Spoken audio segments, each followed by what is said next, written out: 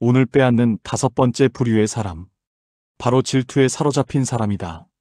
나는 평생 일을 하며 수많은 인재를 보았다. 능력 있고 머리 좋고 성실한 사람들. 그런데 어떤 사람은 끝내 성장했고 어떤 사람은 스스로 무너졌다. 그 차이는 종이 한 장이었다. 바로 남의 성공을 진심으로 축하할 줄 아는 마음이 있었는가 없었는가였다. 사람들은 흔히 말한다. 질투는 인간의 본능이다. 그건 맞다. 하지만 나는 이렇게 말하고 싶다. 질투는 불이다. 불은 손을 녹이기도 하지만 제대로 다루지 못하면 집을 태운다. 1970년대 초 전자사업을 막 시작할 때였다. 그때 회사 안에는 젊은 기술자들이 많았다. 새 기술이 도입될 때마다 모두가 긴장했고 경쟁이 치열했다. 그 중에서도 한 엔지니어는 유난히 뛰어났다. 항상 앞서가고 상사들의 칭찬도 자주 받았다. 그런데 그의 옆자리 동료는 그를 볼 때마다 얼굴이 굳었다.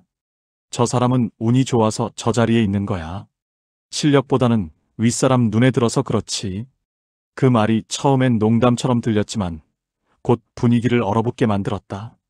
칭찬은 사라지고 비교와 불만만 남았다. 결국 그 부서는 실적이 떨어지고 협력도 끊겼다. 나는 회의 자리에서 조용히 말했다. 질투는 남을 해치기 전에 먼저 자신을 무너뜨린다. 그 말에 아무도 대답하지 못했다. 모두 자기 마음속을 들킨 듯 조용해졌다. 며칠 뒤 그 질투하던 직원이 나를 찾아왔다. 회장님 인정하겠습니다. 제가 동료의 성공을 볼 때마다 마음이 좁아졌던 것 같습니다. 나는 웃으며 대답했다. 그 마음을 인정한 순간 이미 반은 이긴 거야. 남의 성공을 보고 배울 수 있는 사람은 오래간다. 그는 이후 달라졌다. 매일 아침 일기장에 이렇게 썼다고 한다. 오늘은 질투하지 않겠다. 대신 내 자신을 이기겠다. 3년 뒤 그는 그가 질투하던 바로 그 자리에 올랐다. 그걸 보며 나는 확신했다. 진짜 강한 사람은 남의 성공을 보고 자극받는 사람이다. 질투는 조용히 번진다. 겉으로는 티가 안 나지만 마음속을 조금씩 썩게 만든다. 남의 잘됨을 보고 나도 저렇게 되고 싶다고 생각하면 발전이다. 하지만 왜 저 사람만 잘 돼야 하지라고 생각하는 순간 그건 퇴보이다. 나는 늘 직원들에게 말했다. 남의 성취를 진심으로 축하할 줄 아는 조직이 결국 이긴다. 그래서 현대에서는 누가 상을 받으면 전 직원이 함께 박수를 쳤다. 그게 단순한 형식이 아니었다. 그 안엔 서로의 성장을 인정하고 기뻐하는 문화가 있었다. 그 문화가 회사를 단단하게 만들었다. 어느 날 한 젊은 간부가 찾아와 말했다. 회장님, 솔직히 저는 왜 늘 저 사람만 인정받는지 모르겠습니다. 저도 열심히 하는데 늘 그 사람 그림자에 가려져 있습니다. 나는 그를 바라보며 물었다. 그 사람을 볼 때 어떤 마음이 드나? 그는 잠시 망설이다가 말했다. 솔직히 부럽습니다. 하지만 가끔은 미워집니다. 나는 조용히 말했다. 그 마음이 자네의 한계를 만든다. 부러움은 불씨지만 미움은 불길이다. 불씨는 빛을 만들지만 불길은 자네를 태운다. 그는 그날 이후 매일 스스로를 다잡았다. 질투가 올라올 때마다 숨을 고르고 그 마음을 배움으로 바꾸었다. 몇 년 뒤 그는 놀라울 만큼 성장해 있었다. 그때 나는 다시 확신했다. 질투는 남을 끌어내리지 못한다. 오히려 자신을 가라앉힌다. 나는 인생을 이렇게 정리한다. 남의 성공을 시기하는 마음은 스스로의 행운을 잠그는 자물쇠다. 남이 잘 될 때 그걸 인정하고 배움으로 바꾸면 운이 열린다. 하지만 시기하고 헐뜯고 마음속으로 미워하면 그 자물쇠는 단단히 잠긴다. 그 열쇠는 오직 자기 손 안에 있다. 나는 지금도 남의 성공을 보면 이렇게 생각한다. 저 사람을 보며 내 가능성을 다시 확인하자. 그 생각 하나가 내 마음을 단단하게 만들었고 현대를 위기 속에서도 버티게 한 힘이었다. 질투는 남을 끌어내리는 마음처럼 보이지만 사실은 자신의 운을 가라앉히는 돌이다. 그 돌을 품은 채로는 절대 멀리 가지 못한다. 남의 장점을 시기하지 않고 배우는 사람. 그 사람이 진짜 인재다. 그런 사람이 결국 운을 부른다. 나는 오늘도 젊은이들에게 이렇게 말한다. 남의 성공을 진심으로 축하할 수 있는 사람이 진짜 운이 있는 사람이다. 그리고 이렇게 덧붙인다. 질투는 운을 가두고 축하는 운을 연다. 오늘 자네에게 묻고 싶다. 최근에 누군가의 성공을 보고 어떤 마음이 들었나? 그 마음이 부러움이었나? 아니면 질투였나? 오늘 하루만이라도 이렇게 다짐해보자. 나는 남을 질투하지 않겠다. 대신 내 한계를 넘어선다. 그 한마디가 자네의 운을 다시 움직이게 할 것이다. 운을 이야기할 때 사람들이 가장 자주 묻는 게 있다. 회장님, 운이란 결국 타고나는 겁니까? 아니면 만들어지는 겁니까? 나는 주저없이 이렇게 대답한다. 운은 스스로 만드는 것이다.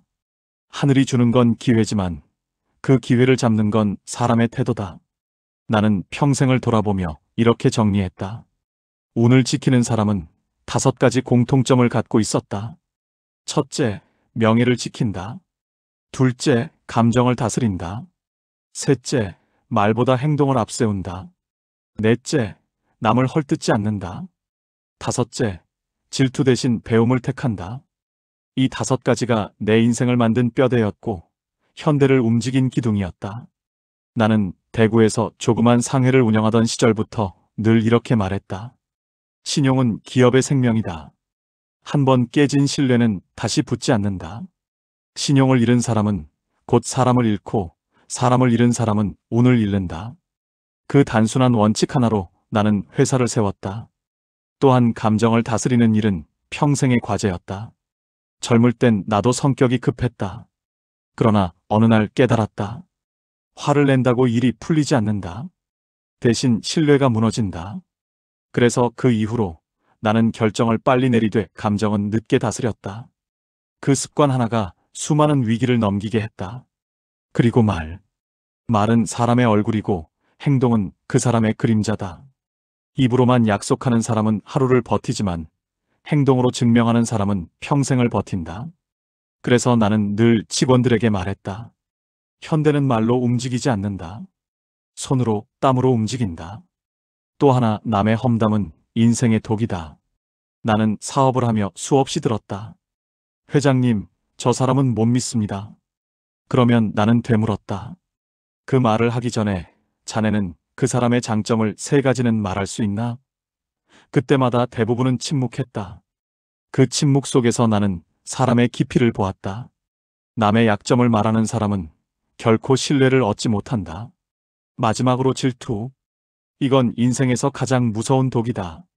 나는 늘 내 마음속에 이렇게 새겼다. 남의 성공을 시기하면 내 운이 멈추고 남의 성공을 축하하면 내 운이 흐른다. 남의 빛을 시기하지 말고 그 빛으로 내 길을 비춰라. 그게 진짜 강한 사람의 태도다. 나는 사람을 평가할 때 재산이나 학력부터 보지 않았다.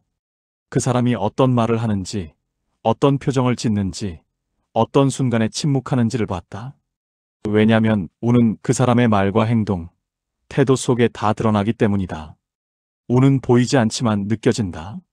맑은 사람 곁에는 맑은 기운이 돌고 탁한 사람 곁에는 늘 사고가 따라온다. 삼성이, 현대가, 그리고 내 인생이 운으로 만들어졌다고들 말한다. 하지만 나는 단 한 번도 하늘만 바라본 적이 없다. 내가 쌓은 건 운이 아니라 신뢰의 역사였다. 그 신뢰가 쌓이니 사람과 기회가 몰려왔고 그게 세상이 말하는 운이 된 것이다. 운은 결국 태도의 집합체다. 작은 약속을 지키고 감정을 누르고 말에 신중하고 남을 칭찬하고 질투 대신 배우면 그 순간부터 자네의 인생의 바람이 바뀐다. 나는 그것을 수없이 경험했다.